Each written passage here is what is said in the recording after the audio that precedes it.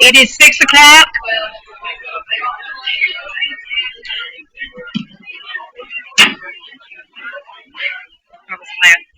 It is 6 o'clock. It is time to call the Sherwood. It's time to call the Sherwood City Council meeting to order. At this time, I would like to ask Robert Campbell to come forward and lead us in our prayer tonight.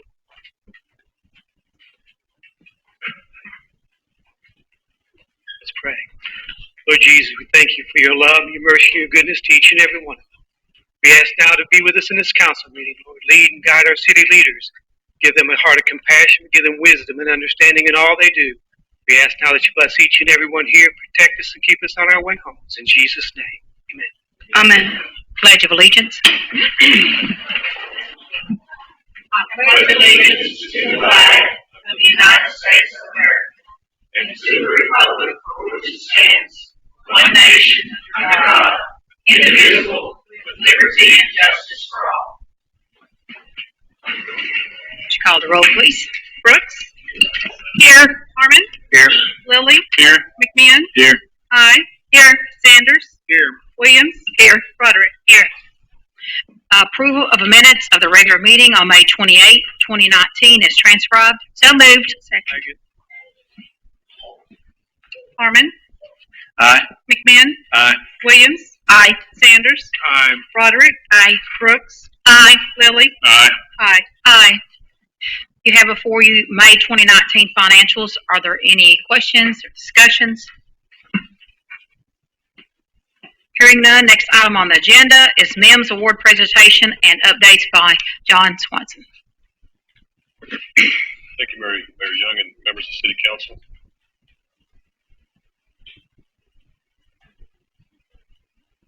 Hey, I'm honored to be before you tonight with an update. I'll be brief tonight, but just a reminder for those in the audience who may not be familiar with MEMS who we are.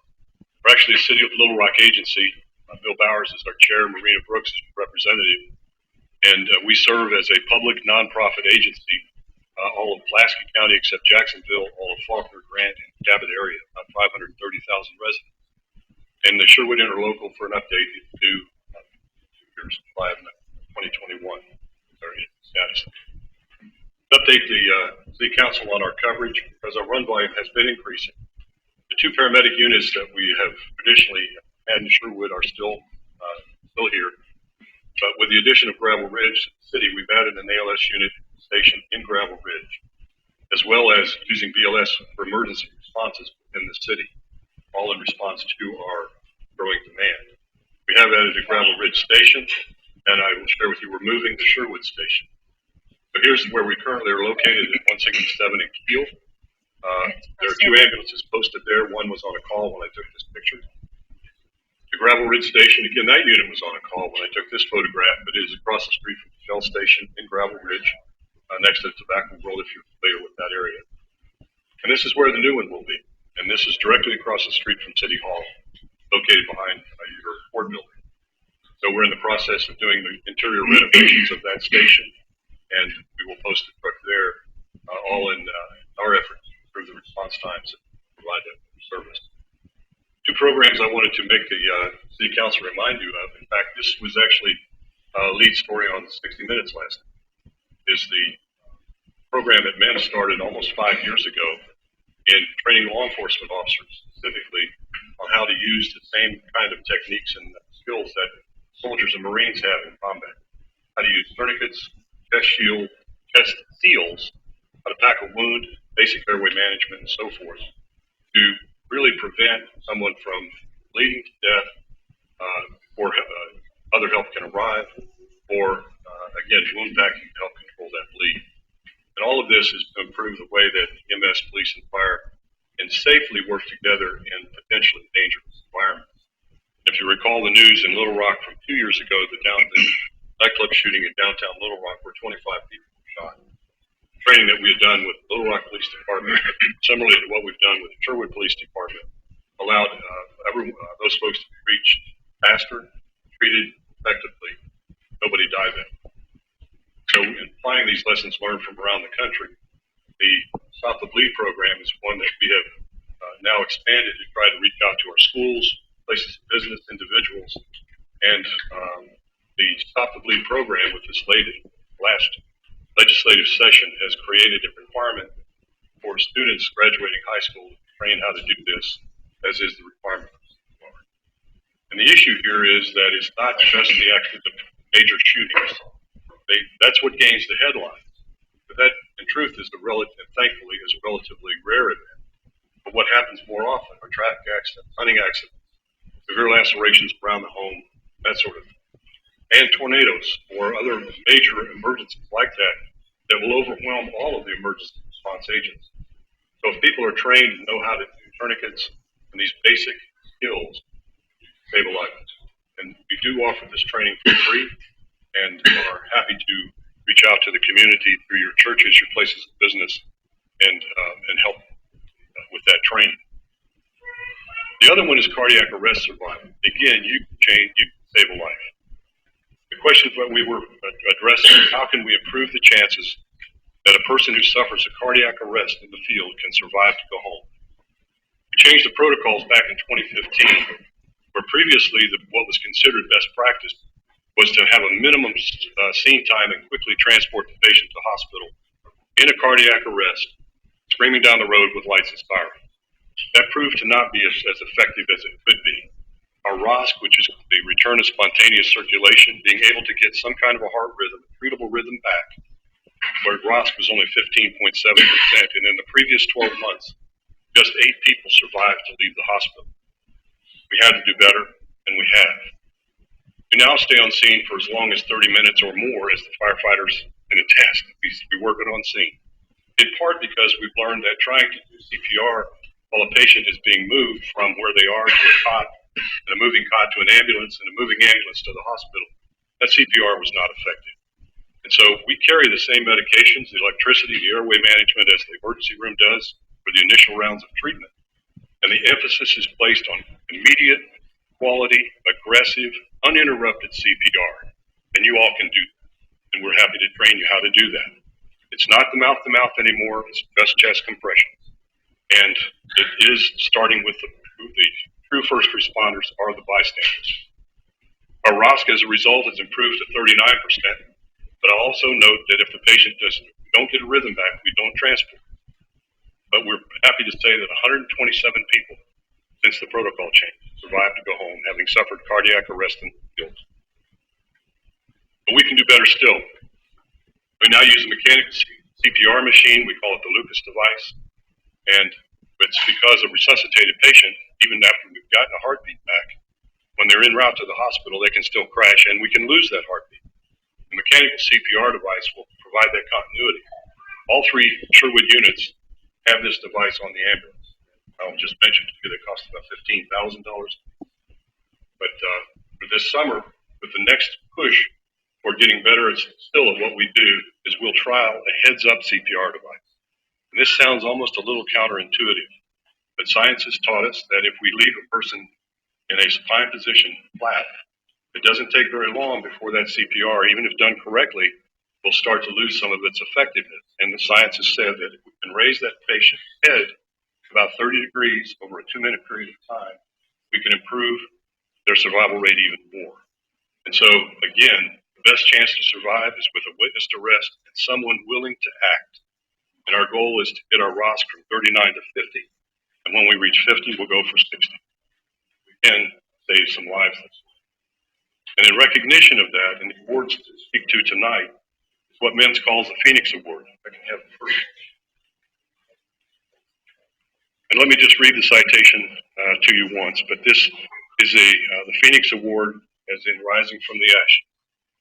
In ancient Egypt, it was said there was a bird with stunning scarlet plumage and a beautiful song that was so entrancing and captivating that even the sun stopped to listen.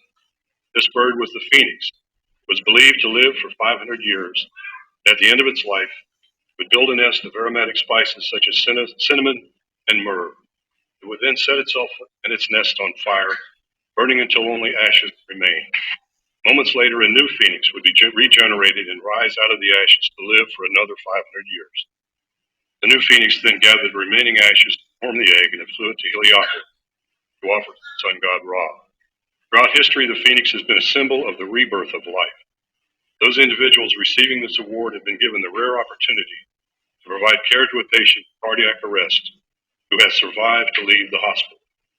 The ability to perform life-saving tasks under pressure with extreme skill and finesse, as well as their attention to detail, has been exemplified in the award's recipient.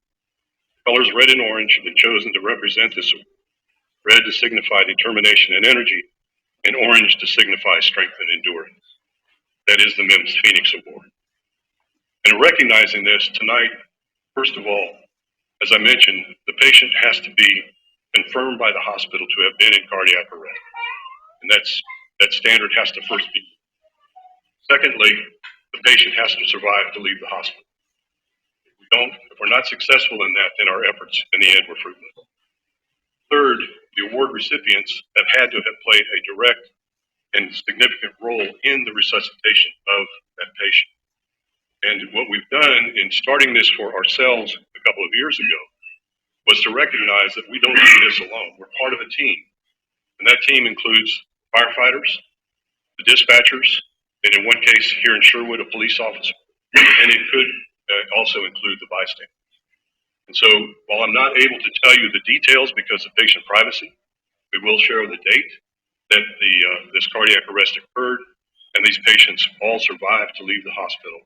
And this was really why we're all here, is to help people make it home. And so the first award that I will offer or provide tonight is for an incident that occurred on the 5th of December of 2018. And you'll notice that it may be dated a little bit because we have to make sure that it met all the criteria. Paramedic Mitchell Weaver, come on up. Need to single from this. This is Mitchell's first Phoenix Award. Congratulations.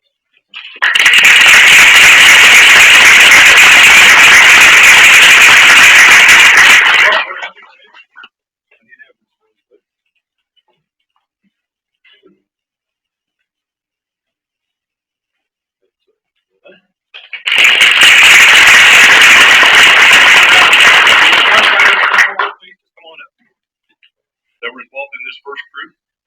And your chief, David Teague, was one of the folks on scene. These aren't necessarily, I'm sorry, I missed one. Hang on, Rhonda, I'll come back to you. I'm sorry. Because our dispatcher won one on this one as well. So, Josh Clay.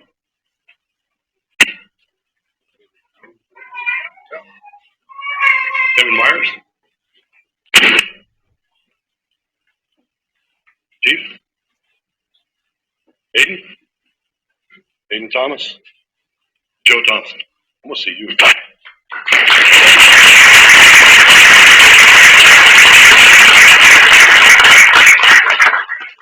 skipped one of my own. Rhonda, will you please come up?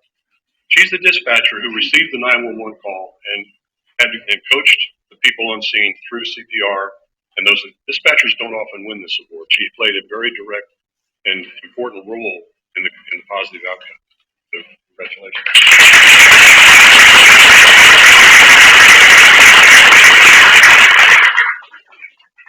Our second situation was one that occurred on January the 19th. And Mitchell Weaver was the paramedic on that one as well.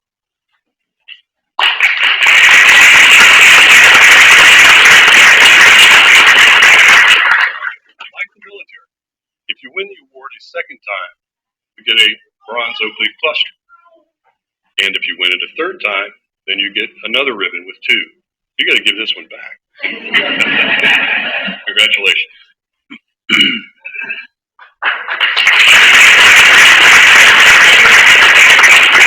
Andrew French was his partner on that day as well.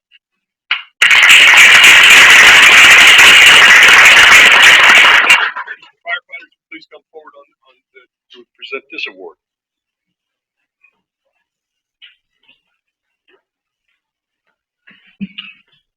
I didn't mean to miss the opportunity to shake hands with and congratulate the firefighters who were first. Yes, sir. Brother John. Boston. Joe Thompson. So you congratulations. Congratulations.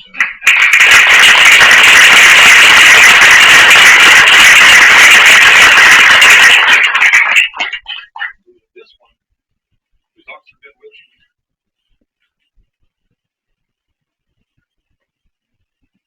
Here, Officer Witherspoon was the first responder on scene and initiated CPR, which proved to be important to the positive outcome, to the good outcome of the patient. And so your willingness to jump in, perhaps in areas where police officers don't normally tread, so to help save his life.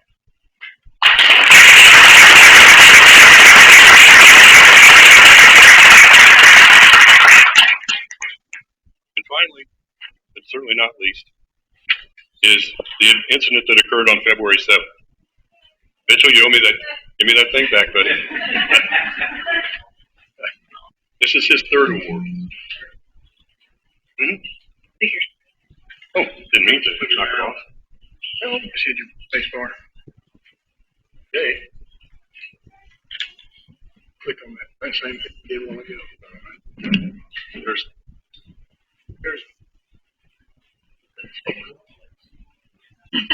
There we go. Thank you. Mitchell. I got two. Now, you had a different partner this day. Okay. Jacob Burner from GNC.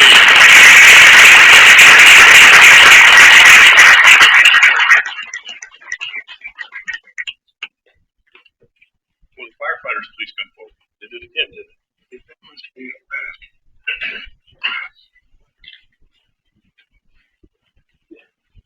We may have to put Mike on the payroll. There we go. There you go. There we go. Got it, everybody? So, Lenny's going to win this award. He's going to accept it for two of our guys. I'm not here tonight. Which Sneak? Jason Holland? All right. Gary Williams? Another one? All right. Levi Goff?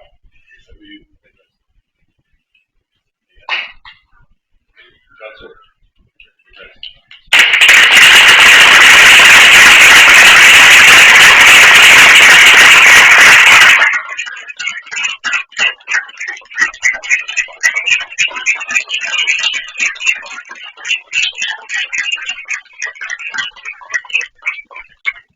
Very young, thank you for the opportunity to make this presentation.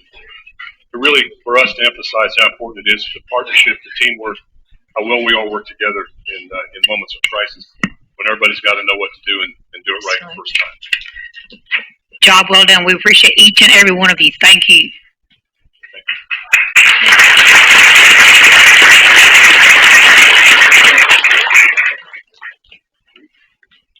Next item on the agenda is committees and or commissions, advertise and promotion commission. We did meet, and the minutes are in your packet if anyone has any questions. Seeing none, we will not meet in July. I said that last month, I got it wrong. It just won't be. Yes. We do have our big 4th of July activity. The 4th of July, we'll be doing the hot dogs and the fireworks as usual. And if anyone wants to help hand out, we do have the church that did it last year is going to also be doing it this year, grilling the hot dogs and stuff. But if we don't need people to wrap the hot dogs, but if anyone is wanting to help hand out the hot dogs, any of you guys, we'll be happy to have you up there handing out hot dogs. Very good. Thank you. Thank you. Civil Service Commission. Parks and Recreation Committee. Parks and Rec did not meet in June and will not meet in July. So if we have business, our next meeting would be in August. Very good. Personnel Committee. We did not meet this month, and we actually are scheduled to meet on the 4th, so we will not meet. I will also announce we are actively looking for an IT director right now, so that is coming down the pipe. We will meet in August. Very good. Thank you. Planning Commission. An ordinance amending the Sherwood zoning code and for other purposes. That is the second reading of the ordinance.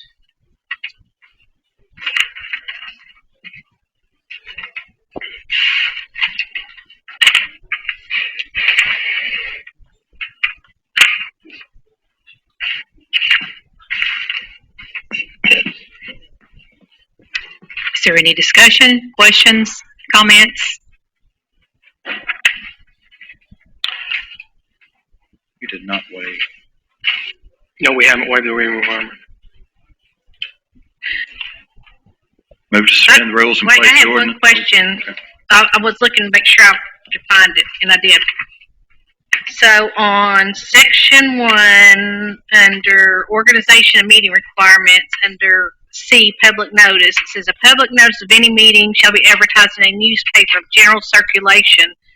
Do we still have to advertise in a newspaper? Yes.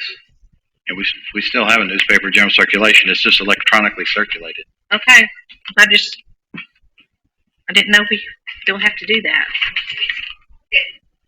That state law will follow. We've got to do publication on, that was C. It's under C, it's under section 1, number C, public notice. Yeah, we have traditionally published all of the business coming before the planning commission, just like we do with the city council. And I think that's a practice that should continue. Right, but this is in newspapers. it says a newspaper under public notice. It says it shall be advertised in a newspaper of general circulation. He's talking about the fact that I'm talking about, this is newspaper. That's what I'm talking about.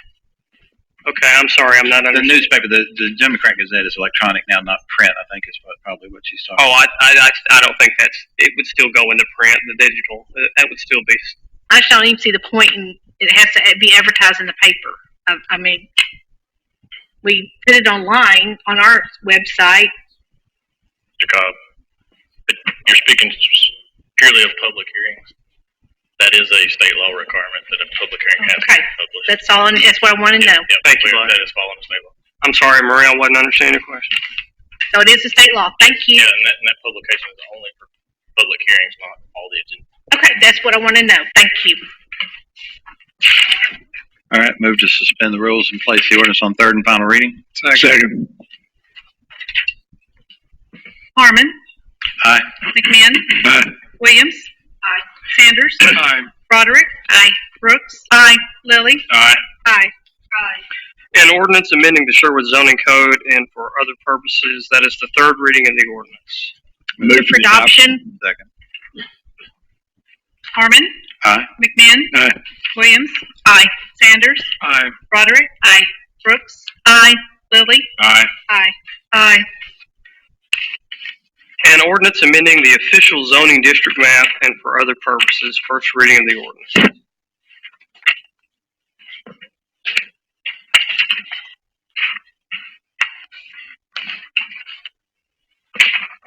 So this is the church on Brockington Road. Correct. Must be C3. And that would be what's all around there. It was kind of the anomaly to have it in R1 in the middle of C3 on Brockington Road. Well, some of that is it's C3. It's mini storage, right? A lot of it is, or There's mini storage. There's mobile homes. I mean, there's kind of a mixed use. It's kind of in a mixed use area, but I think Shopping centers. I think C3 is certainly fitting. It's not out of. Yeah, most of Brockington is C3. Not all. Move. We suspend the rules and place it on second reading. second. Harmon. Aye. McMahon. Aye. Williams. Aye. Sanders. Aye. Broderick. Aye. Brooks. Aye. Lilly. Aye. Aye. Aye. An ordinance amending the official zoning districts map and for other purposes, second reading of the ordinance. Move we suspend the rules and place it on third reading. Second. Harmon. Aye. McMahon. Aye. Williams. Aye. Sanders. Aye. Broderick. Aye. Brooks. Aye. Lilly. Aye. Aye. Aye. An ordinance amending the official zoning districts map and for other purposes, third reading of the ordinance. Move for adoption. Second. Harmon. Aye. McMahon. Aye. Williams. Aye. Sanders. Aye. Broderick. Aye. Brooks. Aye. Lilly. Aye. Aye. Aye. A resolution amending the land use plan for Sherwood and its planning area, specifically for 8800 Brockington Road. Move to suspend the rules, place the ordinance on second reading. It's a resolution. You can just go Oh, one just time. move to adopt. Second. Can't do that. Harmon. Aye. McMinn. Aye. Williams. Aye. Sanders. Aye. Roderick. Aye. Brooks. Aye. Lily. Aye. Aye. Aye. Senior Citizen Committee. Mayor, we have a meeting coming up in July, and Robert, I don't have the exact days. That's 16th or the 23rd? 16th, I believe you're right. So the Senior Adult Committee will meet then. What time? It meets at 4:30. Sherwood Wastewater Treatment Committee. Street Committee. Street Committee did not meet this past month, but I do believe there's some that would like to hear an update on Lee Avenue. So, Richard, would you or Brian give us an update on Lee?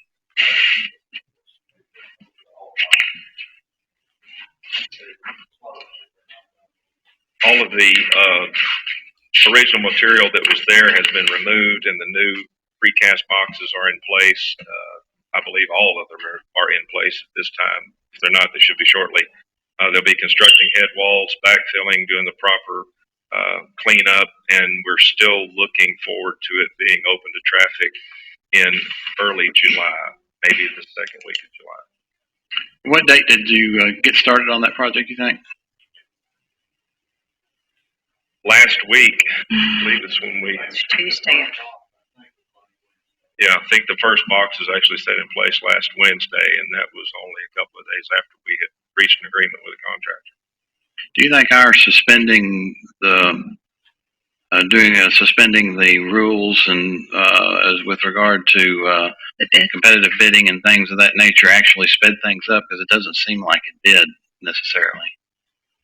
You know, we came in and suspended the rules with regards to competitive bidding and everything, but yes, we did.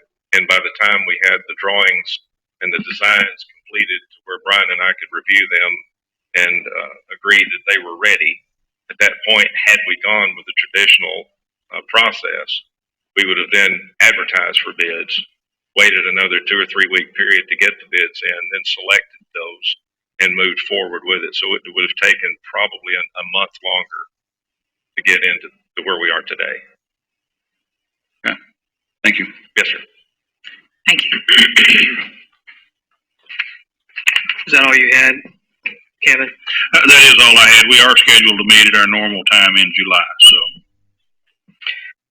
An ordinance authorizing business to be conducted between the City of Sherwood and a municipal employee concerning tree removal, declaring an emergency and for other purposes, first reading. Move we suspend the rules and place it on the second reading. Second. Harmon. Aye. McMinn. Aye. Williams. Aye. Sanders. Aye. Roderick. Aye. Brooks. Aye. Lily. all right. Aye. An ordinance authorizing business to be conducted between the City of Sherwood and a municipal employee concerning tree removal, declaring an emergency and for other purposes. That is the second reading of the ordinance. Move we suspend the rules and place the ordinance on third and final reading. Second.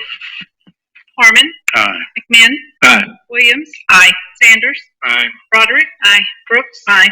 Lily. All right. Aye. Aye. An ordinance authorizing business to be conducted between the City of Sherwood and a municipal employee concerning tree removal, declaring an emergency and for other purposes. That is the third reading of the ordinance. Move for the adoption of the ordinance. Second. Harmon. Aye. McMinn. Aye. Williams. Aye. Sanders. Aye. Roderick. Aye. Brooks. Aye. Lily. All right. Aye. Aye. There is an emergency clause. Harmon. Aye. McMinn. Aye. Williams. Aye. Sanders. Aye. Roderick. Aye. Brooks. Aye. Lily. All right. Aye. Aye. The resolution approving a memorandum of understanding between the cities of Jacksonville and Sherwood regarding the simultaneous detachment and annexation of certain lands. And I've asked Richard Penn, our city engineer, he's got some larger maps that we can see and a little bit, maybe better understanding of how this will benefit both cities.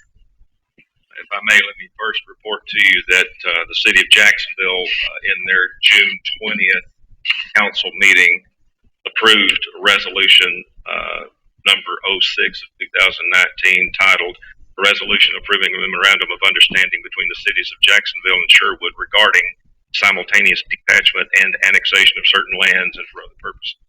So they have agreed to this, and it's for your consideration now.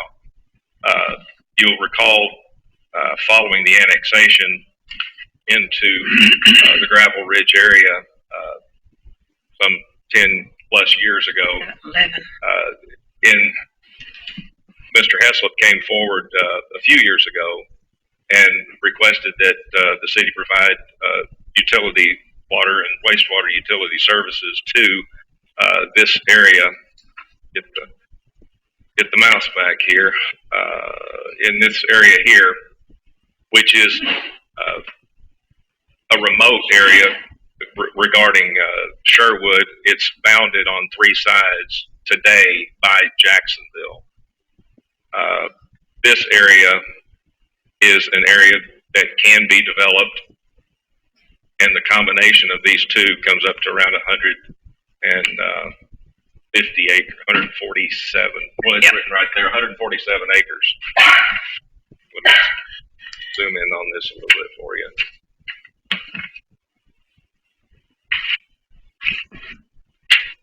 It seems appropriate to go ahead and resolve what has been item of discussion for several years and went through a court decision which settled who serves what. And until this day, we've been dealing with that. If we can make this land swap, it will allow the city of Jacksonville to go ahead and provide services to this area that they can do. They do have their water line on the south side of General Samuels Road, and they do have a sewer line running past the northeast corner of the property today. So Mr. Heslop would be in a position to move forward quite quickly. This area is in the city of Sherwood. If it's conveyed to the city of Jacksonville, what they have offered to us is this small triangle, 1.5 acres, which will clean up all of the land on the west side of Highway 107, making that in its entirety Sherwood. And this area, which is 150 acres, and you'll see that Jacksonville Cutoff Road transects this area. It's in a very good condition if you've driven that area. It's a nice road. This piece of property, I'll show you in a moment, is a nice high piece of ground, and if you're familiar with it, this area as new construction and new housing would provide a very attractive welcome point for the city of Sherwood on Jacksonville Cutoff Road. There's one other parcel involved in this land swap, which Jacksonville has requested, maybe a little late in the discussion between these two properties, but nevertheless, this parcel, which they have requested because they bound it on two sides, they have development on two sides, and the developers and neighbors, as I understand it, for these properties are requesting that their areas be able to move into this area rather than waiting for Sherwood to develop in this other direction. So that's a 39 acre tract. Going to the next slide, this city boundary comparison. Look first in this area, which is today's city limit boundary, and you'll notice that it's a fairly odd shaped boundary. And if you'll look at what's proposed in this area, it cleans that up to a rather clean line.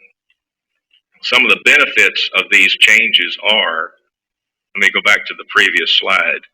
On General Samuels Road, it puts all of General Samuels Road in the area of responsibility of the city of Jacksonville. If Sherwood is to serve this area, our Public Works Department will, one of the tasks they will have is to send a solid waste vehicle down here to pick up and serve this area. So it's a little bit out of the way for us. In this area, we're already serving, this is the Gravel Ridge area here. We're already serving to this point and continuing to serve into this. Would be somewhat more efficient, I would say, than trying to serve this one area or this area and not having access to these others. The next slide, this kind of illustrates the presence of the utilities. Central Arkansas Water is shown in blue. and Central Arkansas Water basically stops at the creek. If Central Arkansas Water is to serve this area, they have proposed to come from Highway 107 and construct down General Samuels Road and along General Samuels, which would actually be alongside an existing Jacksonville water main. So there'd be a duplication of efforts only for the purpose of serving city limits boundaries. And this area, looking at where we would be receiving this land from Jacksonville to Sherwood, Central Arkansas Water stops at this point, and we can cross the creek at the bridge and move into this area, which is a much shorter distance for Central Arkansas Water. As far as wastewater is concerned, Sherwood does not have any facilities anywhere near this area for wastewater. And if we were to do that, we've already looked at that this past year on extending, and we're talking $1.5 million, $2 million to be able to do that. Looking at the contour maps, just to give you a complete appreciation for what is happening, zooming in a little bit here, this is all in this area high ground, but this ridge continues into this area. And if you've driven the area, you're aware that you're seeing a nice high ground. So we're not giving up some nice high ground for some low ground. That's not the case. Are there any questions? Anything you'd like to discuss? I'd like you to talk a little bit more about the property that's farther south. I mean, all that makes sense and so forth. The 40 acres.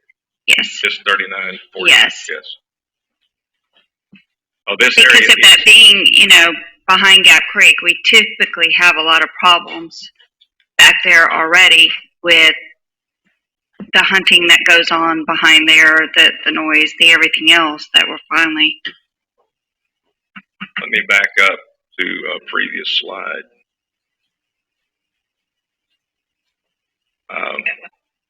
So this area here's Jacksonville cutoff. Is that North Lake that butts up against it? Here? Right there. That's actually Jacksonville. This is the city of Jacksonville. Mm-hmm. Right. What neighborhood is that? I'm sorry, I'm not familiar with Ricky Raccoon, the streets of Ricky Raccoon. And I thought that was like the North Lake. It is. And that's the North Lake area right over there? Northern side of it, yes. It's the bridge I think the bridge that we're repairing or replacing it's further down to the south. Right. The Oneida Bridge is further to the south. Well, it looks like, I'm just going to be candid here. I mean, it looks like, during the discussions, they just said, "Oh, hey, let's throw that in there for conversation." I don't think that. I mean, as far as equality and acreage and what have you, I mean, that really has no bearing in the discussion about what's off of General Samuels Road or Jacksonville Cutoff. I mean, so I don't even understand why that 39 point something acres is even a part of this conversation. Acre for acre, we're looking at a net 34 acres difference. Jacksonville receiving the additional 34 acres when you look at the total. It wasn't our suggestion. My other question would be, when I drove that today, that's about 3 miles from the Freshman Academy currently. And so if Sherwood becomes its own district, eventually, it's about 6 miles from Jacksonville High School. So it's really closer to Sherwood School rather than Jacksonville School anyway, that little section. I don't want to be misleading, but the only way we're going to gain another school district is if they were to relinquish it. Now, Beverly, Councilmember Williams, you're much more familiar with that. I will say on the on the eastern portion of Jacksonville Cutoff, Metropolitan Development owns those properties, and they are very much in favor of this transpiring. This entire section is metropolitan. Yeah, and all of that makes perfect sense. We agree. Yeah, it's this. It was brought up at the 11th hour, and we were told the deal was off and we all were trying to get to council. If that 40 acres didn't come in, that was not a part of the original verbal agreement. However, the property owner on General Samuels, the developer, Greg Heslop, we owe him an answer, and this was the only way that we can to do it this way. I know it's not acre for acre, but I still think in the entire scheme of things, when we annexed those properties in 2008, we really enhanced our city. Well, and I think we have. I think we have more to gain. I mean, I thought about the imbalance in the properties as well, but I think we have more to gain on this deal than Jacksonville has to gain either, because they've already got the infrastructure. They don't have any infrastructure to a massive amount of infrastructure to build to service these properties. Whereas if we don't do the deal, we're out substantial amount of cash to build infrastructure to service these properties. So I mean, it makes sense to me that we're having to give up a little more land than they're having to give up, because the deal is more important to us, and we're out. That's the gist of it. The deal's more important to us, and we have more to gain to get this deal done. Metropolitan is ready to move forward with some development. It will either be there or Highway 107 out just north of General Samuels. They're very good developers. Richard, I have a question, Yes. sir. Talking about this small parcel down here, this 39 acres. What did you say was to the left of it? It's an undeveloped part of Sherwood, correct? But No, it looks like it's platted off. To the left of this is developed. What is that area, please? Linwood. Linwood. So a little older subdivision. Linwood's the last street on Linwood. Mm-hmm. Thank you. Yeah, this actually the little more commentary on this corner. The city of Jacksonville has secured a temporary easement from the landowner of this 40 acres for the emergency access that'll be constructed before we tear out the Oneida Bridge. So that's kind of another link to this property that Jacksonville has. They've secured that, and they have this emergency connection to Linwood to allow traffic, particularly emergency vehicles, egress to this area, which is otherwise landlocked or trapped. They're trapped by floodwaters if the Oneida Bridge is out and we happen to get a significant rain event at the same time. So they're going to be using our subdivision and our streets for their. That's in case of emergency. In case of emergency. This Right. This temporary road And at this will point, be gated. to me, it doesn't matter whose residents they are if we've got the opportunity. I understand. That road will be gated and locked and used only for emergencies, and at the completion of the Oneida project, it'll be removed, as I understand it. It looks like a good trade to me.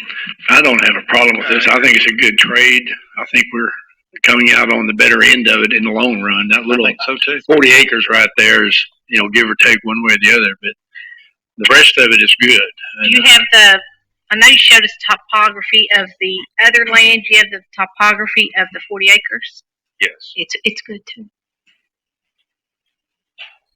Yeah, like I said, it just looks like the 40 acres was thrown in there as a last minute. Hey, let's see what else I can get out of you. And I just, I mean, that It took me a few days to. Yeah. Well, it's going to take me a few days too. That don't smell good. It doesn't smell right, and I just don't agree with that. Councilmember Brooks, this area here is a higher on this southwestern corner is higher. It goes into a lower area and back up higher.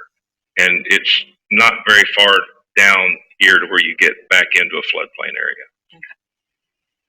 So this is, on the average, a lower elevation piece of property.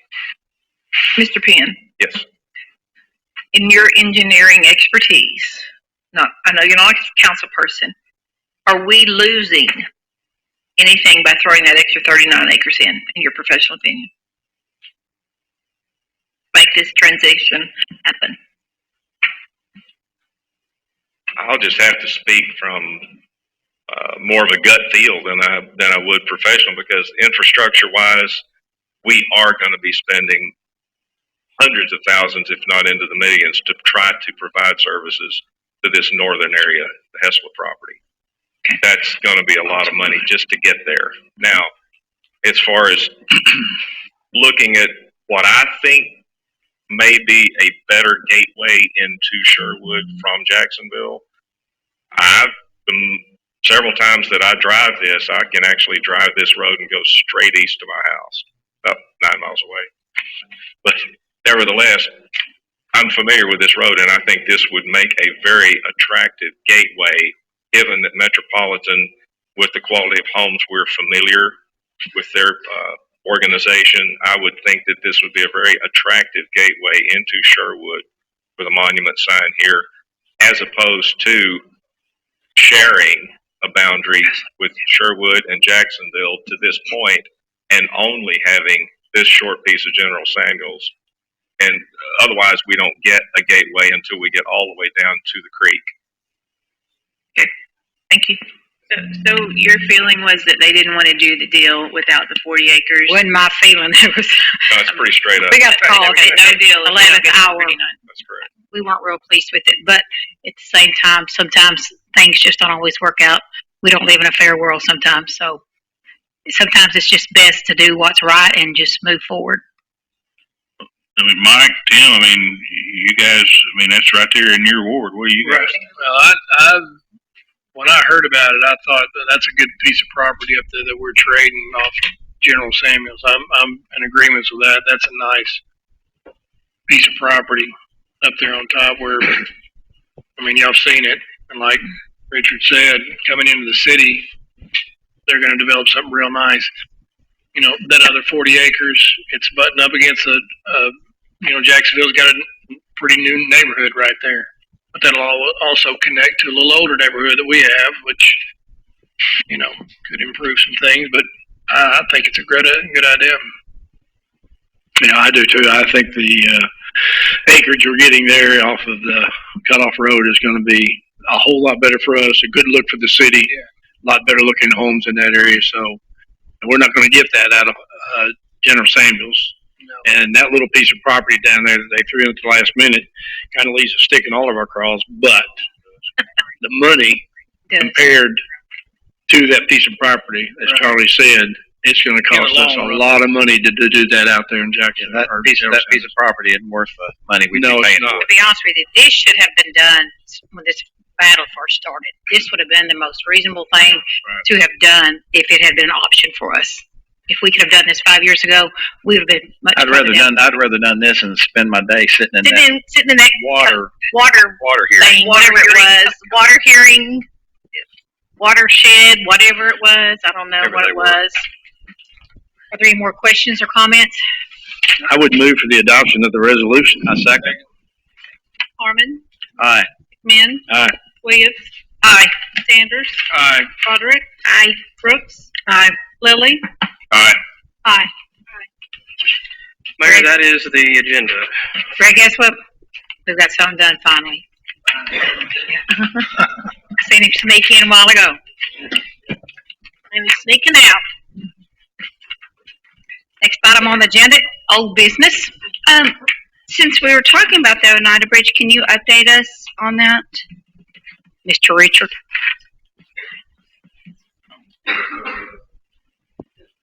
The Oneida Bridge project, final documents, drawings, designs have been delivered to the Highway Department.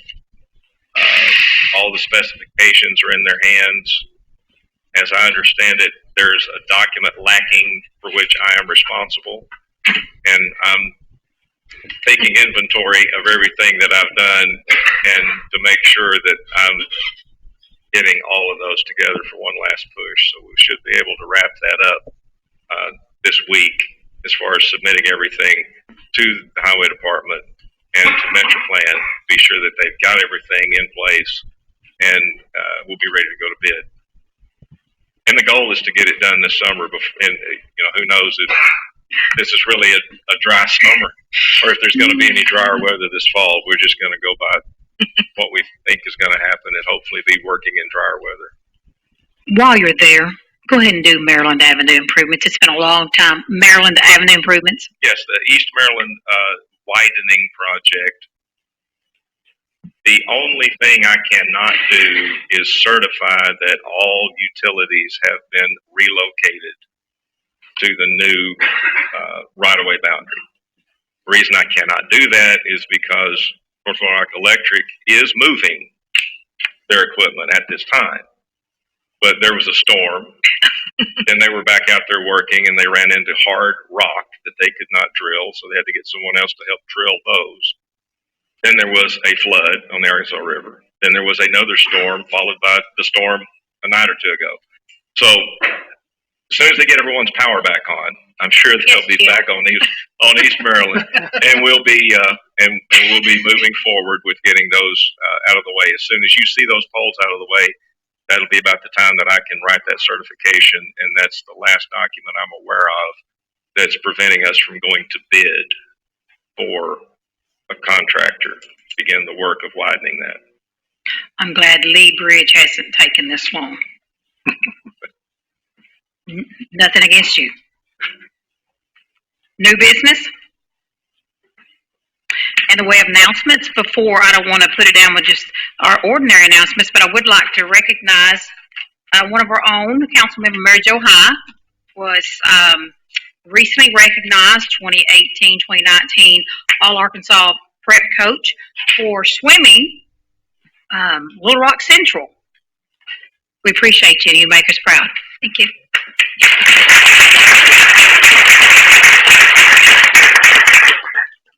That's an accomplishment not only in your profession, but also for our city, along with the Swim Sharks in your position. Okay, other announcements. Sherwood Farmers Market is underway, first and third Tuesdays of the month. Sherwood Parks and Recreation Stories in a Park is underway also, and it continues through July 31st, various locations.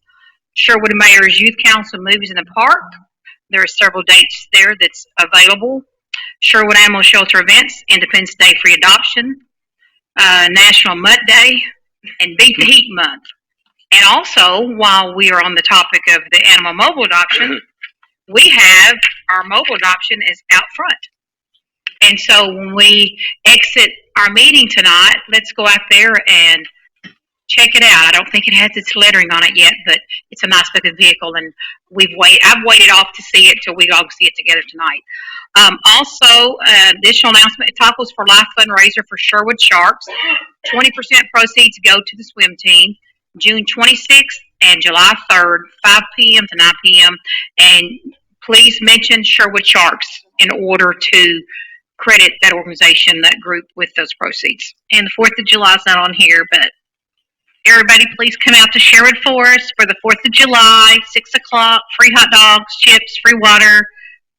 We're going to have the 106th Army Band play, and there'll be fireworks at dark.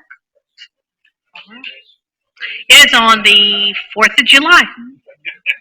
The Chamber Fish Fry, I think.